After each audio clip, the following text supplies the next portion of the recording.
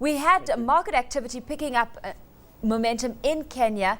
What's your view on the markets at the moment, where while we've seen volumes increase, market activity has been pretty tempered? I think one of the key driving factors has been we are now in the fourth quarter of the year, and it's been a fairly strong year in terms of the equity markets. And I think what we are starting to see now is a lot of investors looking at absorbing the quarterly announcements that we've seen, particularly for the banking sector, for the third quarter of the year, and as well as the likes of Safaricom announcing half-year results. So I think it's a question of the market trying to absorb and analyze what the implications of these financial results are seeing for the future. I think that accounts for that low activity. Yeah, I've gone through those Safaricom numbers and just what was released yesterday. Many saying surprising to the upside, where they thought revenue would come under more pressure. Of course, to bear in mind is that the effects of the price wars wouldn't have fully been factored in to this latest set of numbers. So what are you making of Safaricom right now?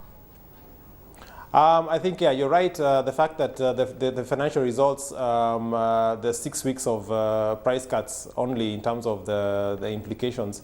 I think one of the key observations that one can make is the contribution of data to revenue gone up from 17% to 23%.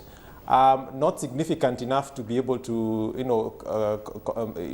replace whatever would be lost in voice, but I think it's a significant contribution and growth, and going forward in terms of you've already talked about the price cuts on the internet on data charges, and I think the company is geared to going on an all-out war in terms of ensuring that it is a key player in the data market. So I think what I'm seeing is a significant effort to diversify the revenue base of the company in the face of the onslaught on the price wars in terms of the voice charges.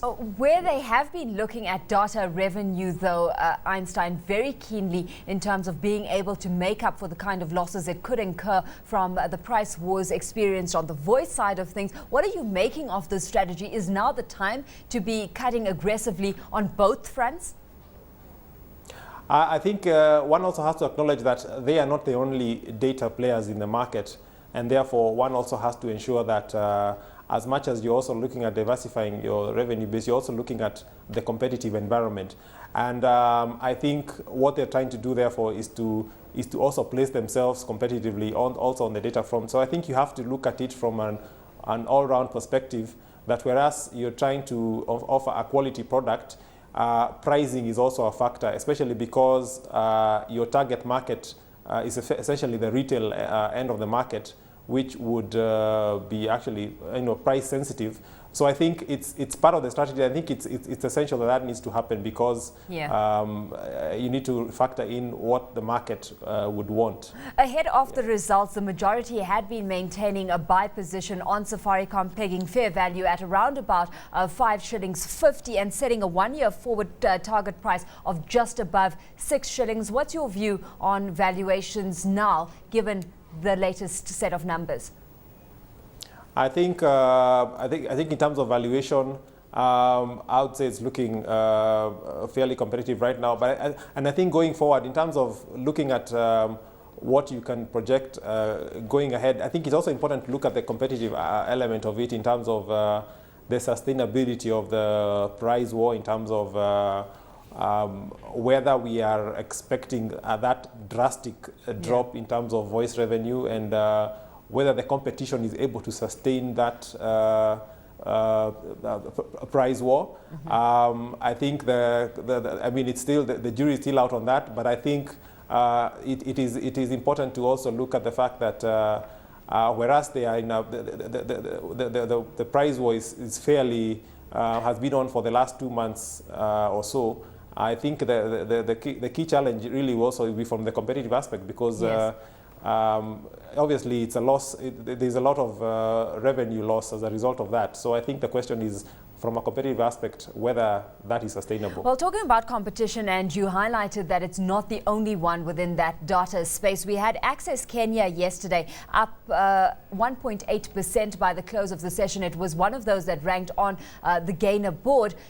Here in South Africa, we've heard that Business Connexion is expanding its plans into Kenya. It's buying into a new company over on that end that's 30% owned by a Kenyan company. Have you heard anything on that front? What are you making of this news where we've got now a South African player entering that data and ICT space? I think it would be a reflection of, we have recently seen the entry of MTN into the internet business here in Kenya. I think the competitive environment in Kenya therefore looks, particularly on the data side, that there is a lot of opportunity. And I think those reports would be a reflection of the fact that there's a lot of interest in the data market in Kenya, and looking at the uptick and the fact that the mobile phone really is the main frontier in terms of growth in the data side of the business. That would therefore be a reflection of the kind of interest that we are seeing in the market. So I would say that it's a reflection of the potential that exists, and what investors are seeing is the opportunity to be able to maximize on that opportunity. Einstein, very quickly, what does this spell for Access Kenya? What's your view on that stock and its current valuations? I think in terms of the expectations, there have been quite a bit of challenges in terms of some of the financial impact of some of the investments that have been made in terms of the fiber optic, and also in terms of some of the exchange losses. So I think it's been facing several challenges, but is looking to significantly address them. So I think there's still room for some optimism in terms of the expectations in the future.